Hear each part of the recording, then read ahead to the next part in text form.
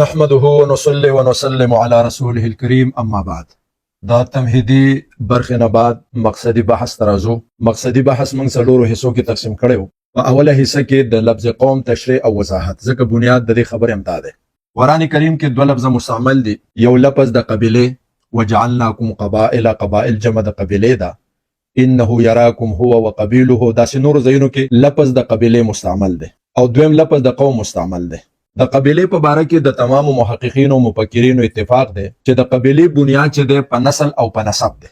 د دې مطلب دا دی چې په یو معاشره کې چې داسې افراد آباد وي چې د هغې نسب او نسل یو وي، د هغې نیکه خوا که په دریمه درجه کې دی، څلورمه درجه کې دی، شپږمه کې دی، لسمه کې دی، خو چې نیکه یو دی، دې ته یو قبیله وایي. بیا اگر چې په دې کې مرحلې دي، وړه قبیله، غټه قبیله، او په عربۍ کې د هغې دپاره بیا مختلف الفاظ دي، وسیله، عماره، بطن، فحظ وغیره. خو قبیله هم دغه ته وایي چې هغه د نسل او د نسب د اشتراک نه جوړیږي. دویم لفظ هغه قوم دی. لفظ قوم په قرآن کې، په الهامي کتابونو کې، په تاریخي کتابونو کې، او دارنګه زمونږ په معاشرتي محاوراتو کې ډیر زیات کثرت سره مستعمل دی. خو د دې د یو واضحه مفهوم او مصداق د نشوالي په وجه باندې د علماو، د محققینو، د مفکرینو د دې په تعریف کې اختلاف دی. ما چې څومره په دې حواله سره قدیم مفکرین یا جدید مفکرین، اسلامی محققین او غیر اسلامی محققین کتلی دي او داغي آرام مطالعه کړی دي، نو داغي خلاصه څلور خبرې دي. یعنی څلور قسمه تعریف د لفظ قوم چې دی هغه خلک کوي. اول دا چې قوم د انسانانو د افرادو د مجموعې نوم دی. یو ځای کې د انسانانو افراد راجمع شي، لسی، شلی، دیر شي، دې ته قوم ویل کېږي. برابر خبره ده که د دغې افرادو په منځ کې د نظریو د عقیدې شراکت شته او که نشته، د نسل او د نسب شراکت شته او که نشته، خو چې یو ځای کې د انسانانو افراد راجمع دي، هغې ته قوم وایي. قرآن کریم او حدیثو کې عموما لفظ قوم په دغه معنا کې مستعمل دی. یعنی د انسانانو ګروه ته او د انسانانو ګروپ ته قوم ویلی شوی دی. نوح علیه السلام خپل قوم ته، خپل امت ته لفظ د قوم استعمال کړی دی، اگر چې د نوح علیه السلام او د هغه د امت ترمنځ نظریاتي او اعتقادي اشتراک نو. دغه لفظ لوط علیه السلام خپل قوم ته استعمال کړی دی، حالانکه د لوط علیه السلام او د خپل امت ترمنځ نسلي اشتراک نو. لوط علیه السلام د عراق نه راغلی دی او دغه قوم صدوم او دغه علاقو کې آباد دی. پته ولګېدله چې د نسل اشتراک د قومیت د اطلاق دپاره ضروري نه دی، د نظریې او د مذهب اشتراک هم د قوم د اطلاق دپاره ضروري نه دی. دا د یو قسمه مفکرینو نظر دی چې قوم د انسانانو یو ګروه او مجموعې ته وایي چې هغې په یو ځای باندې راجمع کم سے کم دریو چې د دریو نه بره هر څومره هغې ته قوم ویلی کېږي. دویم تعریف او تصور هغه دا دی چې د قوم بنیاد چې دی هغه په نظریاتي اشتراک دی. د دې مطلب دا دی چې په دې دنیا کې هغه خلک چې د هغې نظریه یوه ده، دا یو قوم دی. په دغه اساس باندې په دنیا کې مسلمان یو قوم دی، اگر چې ژبې هم دې بدل وي، نسلونه هم دې بدل وي، ځمکې او خطې دې هم بدل وي، خو چونکې نظریه یوه ده نو مسلمان یو قوم شو.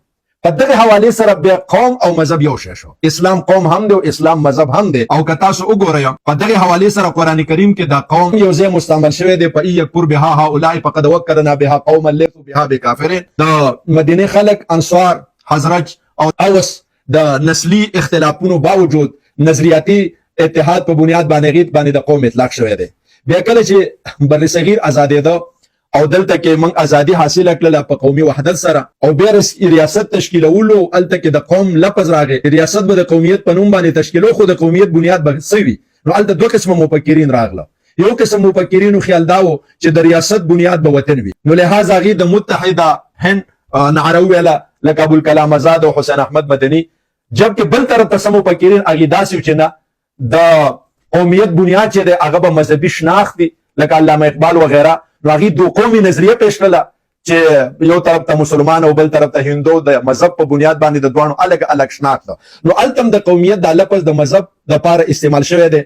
نو لهذا دویم تعریف دا دی چې قومیت عبارت دی د نظریاتي اشتراک نه، چې کم خلک یو نظریه لري دا یو قوم دی، نو دنیا کې مسلمان بس یو قوم دی.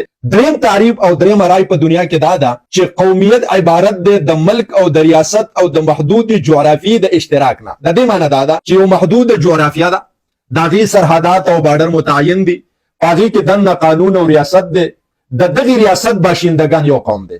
د دې تعریف په اساس پاکستان یو قوم شو، افغانستان بل قوم دی، هندوستان بل قوم دی، ایران بل قوم دی، یعنی ملک او ریاست قوم شو. او بین الاقوامی تعریف هم د قوم هغه دی وخت کې دغه دی، کوم چې انټرنیشنل تعریف دی هغه دغه دی چې قوم ویل کېږي ملک ته. لکه مثال په طور موږ دا و قومي اسمبلی، نو د دې معنی د ملکي اسمبلی، یا موږ قومي سلامتی اداره یعنی ملکی سلامتی اداره، یا لکه موږ دی وخت اقوام متحده، نو اقوام متحده د قبایلو د نسبونو مجموعه نه ده، هغه د ملکونو مجموعه ده. 196 ملکونه یو شوي دي، هغې ته اقوام متحده. نو اقوام جمع د قوم هلته په معنا د ملک او د ریاست سره ده. یا لکه کله چې موږ بین الاقوامي ډاکومنټس او کاغذاتو کې د نیشنلټي په خانه کې لیکو پاکستان لیکو، نو په دې معنا سره د بین الاقوامي تعریف مطابق د قوم معنا د ملک او ریاست. څلورم تعریف هغه د قوم چې کوم مفکرین کوي هغه دا کوي چې شپږ اشتراکات او اتحادونه چې راشي نو هلته به قوم جوړیږي. نمبر 1 د نسل اتحاد، نمبر 2 د ژبې اتحاد، نمبر 3 د مذهب اتحاد، نمبر 4 د تاریخ اتحاد، نمبر د تهذیب او د کلچر او د ثقافت اتحاد، نمبر 6 هغه د خطې او د رقبې او د علاقې اتحاد. په دې اخیری تعریف کې د اساسي چیز نسل او نسب ګرځي او د قومیت تشکیل چې دوی کوي هغه د نسل او د نسب په بنیاد باندې کوي. نو په دغه حواله سره به پښتون یو قوم دی ځکه چې هغه ځان له یو نسب او نسل دی، پنجابي ځان له یو قوم دی، پارسیوان ځان له یو قوم دی، تاجک ځان له یو قوم دی، ازبک ځان له یو قوم دی. اگر چې پښتون ته قوم ویل د قران د اطلاقات سره ام سمون نه خوري او د بین الاقوامي تعریف سره ام سمون نه خوري، خو بیا هم که یو سړی په دې باندې اصرار کوي او په دې باندې کلکیږي چې زه خامخا پښتون چې قبیله د خو زه ورته قوم ویم، نو دې سړي ته مونږ کافر نشو ویلی ځکه دا د اعتقاداتو جنګ نه دی، دا د اصطلاحاتو جنګ دی. قوم یو اصطلاح ده او اصطلاح کې ازادي ده. زمونږ د علماو یو قول دی ویلا مشاحة په الاصطلاحات، یو سړی چې یو اصطلاح د یو مفهوم دپاره وضع کوي په دې کې دته ازادي ده، خو دوه درې شرطونه پکې دي. یو شرط پکې دا دی چې هلته به وضع شرعي نه وي، که دغه لفظ په شریعت کې د یو معنا دپاره وضع شوی دی بیا د بلې معنا دپاره نه شي وضع کولی. دویم دا چې که دغه وضع ته کې نو دی کې به معنی شرعي نه یا به کې معنی عرفي نه، نو به هر کې اصطلاح ده. اوس یو سړی د هغه وایي چې زه قوم قبیلې ته وم، نو په دې باندې خو دې مونږ کافر کولی نشو، به ټیک ده د هغه یو اصطلاح ده. یو سړی وایي زه قوم مذهب ته وم، یو سړی قوم زه ملک ته وم، د اصطلاحات دي. به هر کې دا څلور تعریفات دی وخت کې دنیا کې د قوم په حواله سره گردش کوي او دا څلور رایګانې موجود دي. دلته چې په دې څلورو تعریفاتو باندې موږ نظر اچو، یو شی په دې کې مشترک دی چې هغه اجتماعیت دی. حاصل د خبرې دا دی چې قوم د اجتماعیت نوم دی، د انفرادیت نوم نه دی. کله چې انسانان جمع کیږي، خوا که مذهبي جمع کوي، خوا که خطه‌ای جمع کوي، خوا که ملک جمع کوي، خوا که نسب جمع کوي، خو چې کله یو شی دی انسانان جمع کوي دغه اجتماعیت ته قومیت وایي. دا شی مشترک دی. بیا د انسان چې کم اجتماعي سفر دی دا ارتقایي دی، د لاندې نه روان دی بره ته، د انفرادیت نه ځي اجتماعیت ته، او بیا په اجتماعیت کې 15 پارټ کې دي، 15 مرحلې دي. داسې په تدریج باندې د اجتماعیت دا سفر د انسان روان دی. نو دا 15 پارټ کې دي. اول خاندان، دویم قبیله، دریم ملک، څلورم مذهب، پنځم هغه انسانیت یعنی جنس. اول چې انسان اجتماعیت ته ځي نو د خاندان ته دننه کیږي. اجتماعیت نوم د دې خبرې دی چې د انسان د نورو انسانانو سره تمدني او معاشرتي رشتې قایم شي. دا تمدني او معاشرتي رشتې اولنۍ چې قایمیږي د دې لپاره اولنۍ مرحله خاندان دی. په خاندان کې انسان پلار دی او دا مور ده او دا ښځه ده او دا ورور دی. دویمه مرحله چې ده هغه بیا د قبیلې ده، نو هغې کې لږ اجتماعیت سوا دی ځکه هلته کې د تره زوی دی او ورپسې کورنۍ وغیره ده. بیا دریم نمبر کې هغه ملک دی، ملک په ډېرو قبیلو باندې مشتمل وي. بیا څلورم نمبر کې مذهب دی او بیا آخري نمبر کې انسانیت دی. د ټولو نه زیات اجتماعیت دا په انسانیت کې دی ځکه انسانیت مشتمل دی په مذاهبو باندې. بیا دویم نمبر اجتماعیت په مذهب کې دی ځکه مذهب مشتمل دی په ملکونو باندې. بیا دریم نمبر اجتماعیت په ملک کې دی ځکه ملک مشتمل دی په قبایلو. بیا څلورم نمبر اجتماعیت په قبیله کې دی ځکه هغه مشتمله ده په خاندانونو. او پنځم نمبر اجتماعیت په خاندان کې دی ځکه خاندان مشتمل دی په افرادو، خو د خاندان نه لاندې بیا اجتماعیت نشته، بیا لاندې انفرادیت دی. اوس صورت حال چې دا دی چې لفظ د قوم کې موږ څومره عموم پیدا کولی شو، پکار ده چې موږ په دې کې عموم پیدا کړو چې زمونږ دماغو کې وسعت راشي، زمونږ په عقل کې وسعت راشي او زمونږ په کردار کې وسعت راشي او د تنگ نظرۍ د دغه سیلاب نه موږ د وسعت دنیا ته راوځو. بنیادي شی دا دی. نو که د قوم اطلاق په انسانیت شوی وی خو ډېره ښه خبره وه، خو دا څوکۍ نه د هغې خپلې وجې دي ځکه چې قوم خو هغه ته وایي چې د نورو انسانانو نه به بیا د هغې شناخت جدا کړي. نو چې انسان قوم شو نو بیا به هغه د چا نه جدا کړي. نو د هغې نه بیا ښه خبره دا ده چې د قوم اطلاق په مذهب باندې وشي، نو په دې کې عمومیت هم ډېر دی او په دې کې جامعیت هم ډېر دی. او په دغه حواله کې یو سړی محنت کوي، یو سړی کار کوي، نو د ده په دماغو کې به هم وساتي، د ده ذهن کې به هم وساتي او د ده په محنت او کردار کې به هم وساتي. او دا د مذهب او د قومیت چې کوم تفریقه ده دا به هم ختم شي ځکه مذهب او قومیت به یو شو. بیا دویم نمبر که قوم د ملک نوم شي نو په دې کې هم د قوم په مفهوم کې وسعت پیدا شو.